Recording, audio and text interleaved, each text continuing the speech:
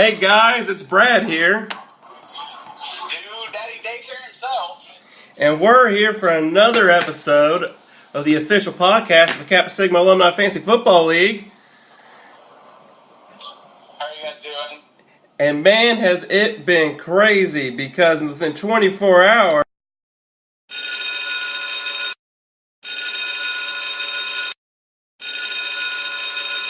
not one, not two, Stu, 3 trades. We'll go over the first one real quick. I got Lamar Miller from Day Day, and he got Giovanni Bernard and Alvin Kamara. What are your thoughts, Stu? Day got a bunch of random shit for a pretty decent running back too. We call that a regular Brad trade. Yeah, it was a 2-for-1 pile of shit is what it was. Gio, you pulled off the waiver wire last week at the last minute, and Alvin Kamara, I mean, he's all right, but I mean, I don't know why you would give either one of those guys up for Miller, but I don't really think Day knows or keeps up with Miller or most of his players. So I mean, congrats, I guess. Well, we'll hold on to that later because I probably won't have Lamar too long. Because right after that, the trade that shocked the league, it shook the landscape of the entire season when Rod, with a crazy trade, lands Antonio Brown from Vince, the golden goose himself, for Todd Gurley and Amari Cooper. I have talked to people about this all day today, between Rodney and some of the other guys in the league, and then I even talked to coworkers and friends about it. Everybody's kind of like, I kind of like Amari Cooper. Well, I mean, I don't dislike Amari Cooper, but right now he's a fucking wide receiver 58. Like, he scored 16 points through 3 games. Like, it's not 16 points one game and then nothing for the other 2. No. 16 points total. The Raiders have, like, a ridiculously tough schedule. It's not really getting much better. And then I guess I can allude to the next trade is Brad traded Miller for Cooper, which I don't necessarily think Brad won that one. I want to place a water bet. I say for the rest of the season, Amari Cooper has more fantasy points than Lamar Miller. I'll take that water bet for sure. Yeah, I'll easily take that water bet. Here, let's adjust this a little bit. Let's say I say Lamar Miller is we'll just make this another water bet. I say Lamar Miller is a running back number higher than Amari Cooper, so he'll be running back running back 12, but Amari Cooper will be a running back 13 or wide receiver 13. I take that bet. Does that make sense? Yeah, that makes sense. I get it. So even if he does have more fantasy points than Miller, I still say he's not a wide receiver. I don't think he's a wide receiver 1, and I think Miller will probably end up finishing up at least a wide receiver 1 or a high wide receiver running back 2. Yep. And on top of the trades, something else happened this week.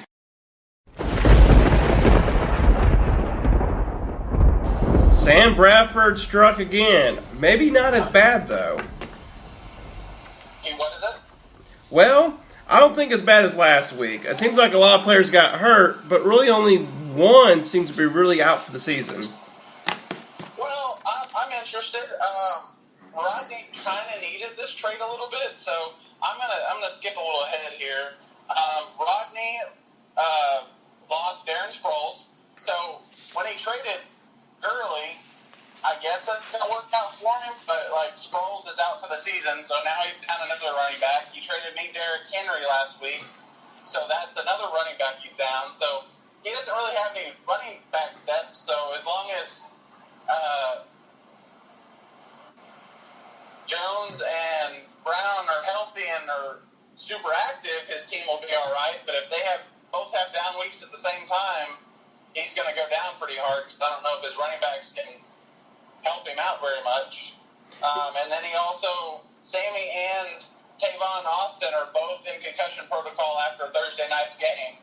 So I see where he needed wide receiver depth, and I mean, he got the best one out there, so he doesn't really need these other guys now, really.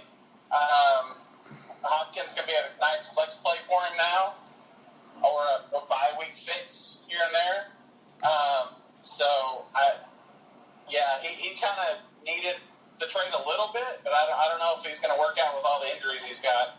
And looks like Vince barely escaped injury with Michael Crabtree.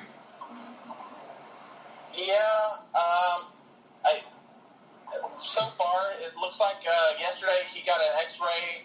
It's negative for any major issues. Maybe kind of questionable for this next coming up week.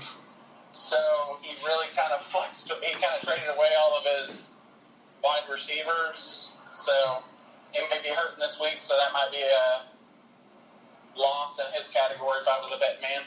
And I see that with Lovick. He had Matt Forte, and he had a hurt toe. But like your notes say here, the X-rays on Monday were negative, so he escaped without a fracture. But more details to come. There's if anything serious, Bilal Powell's sitting there in the wings to take all the carries.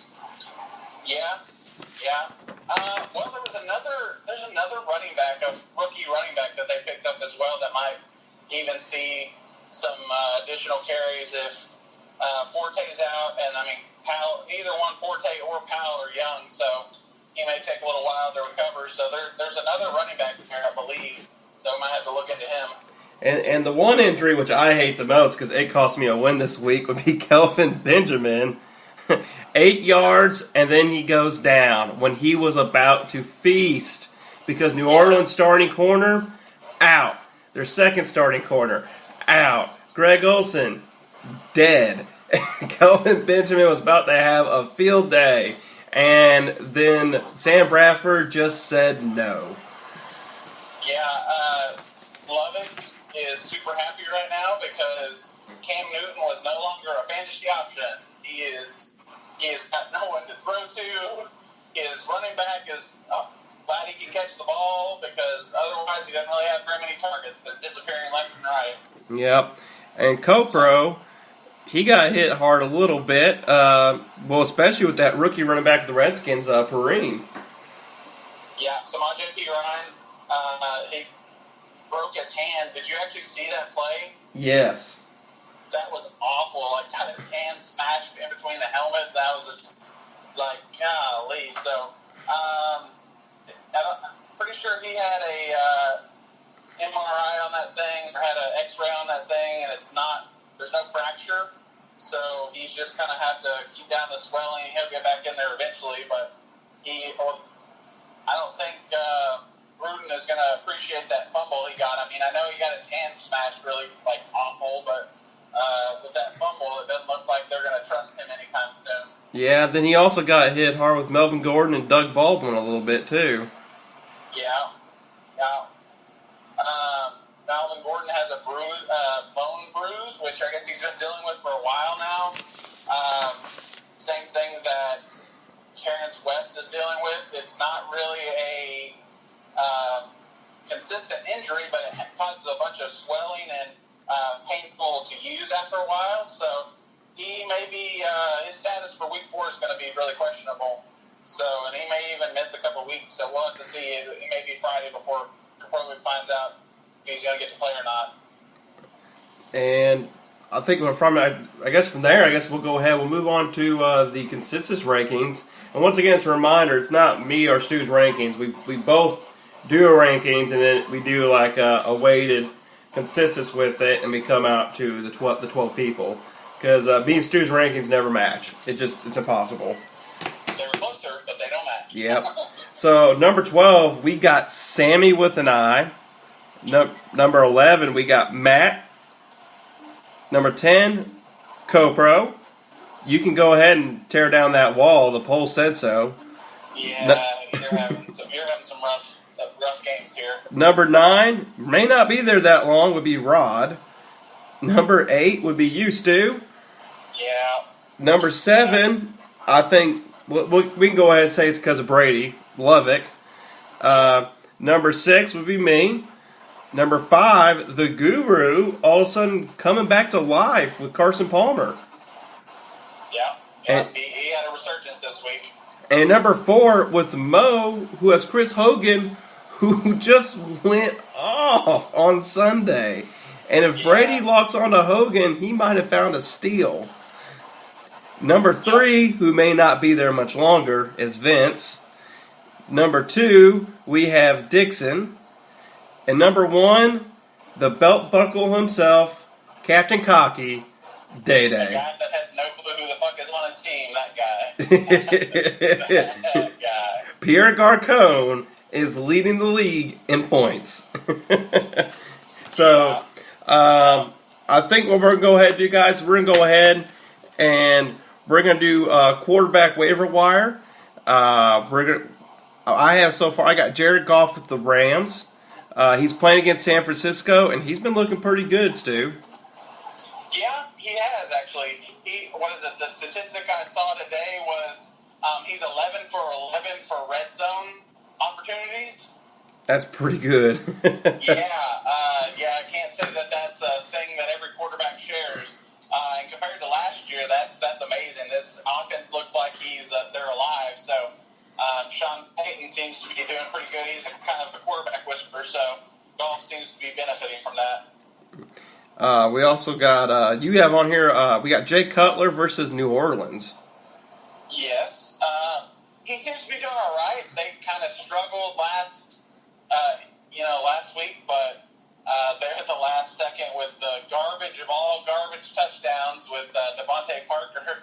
So I mean, he seems like he can do it when it's necessary. He's just going to have to get back into the groove of being a quarterback and show some kind of competitiveness. But I mean, I think he's actually going to do all right. They have a little bit of a shootout. The New Orleans offense is awful. And if you're wanting those Cam Newton stats from 2 years ago, it's out there in waivers, and it's Tyrod Taylor. He's guaranteed to have 40 yards rushing a game, guaranteed to get a couple scores. He's just been electric, but he just sits out there because nobody wants to roll the dice on him. No. And then you got people like Andy Dalton sitting on Rod's bench collecting negative points over here, and Tyrod Taylor sitting out there unowned. It's just kind of crazy. The guy that kind of came out of the middle of nowhere last week, Case Keenum, actually showed some life with the Vikings there. Gave Stephon Diggs a resurgence because we kind of were looking down, didn't think he was going to do very well. But Case Keenum seems like he fits in with the Vikings defense like Sam Bradford did. So Detroit's not the best defense, but we'll see. He may be a good pickup for the week. And what we're going to do, guys, is we're going to go ahead. We're going to pause this. This is part 1. We're going to finish up waivers and weekly picks and other content in part 2 of the podcast. So if y'all just switch over to part 2 on the YouTube channel, we'll see you there. See you guys. The Brett and Stu Fantasy Podcast is the official podcast of the Kappa Sigma Alumni Fantasy Football League.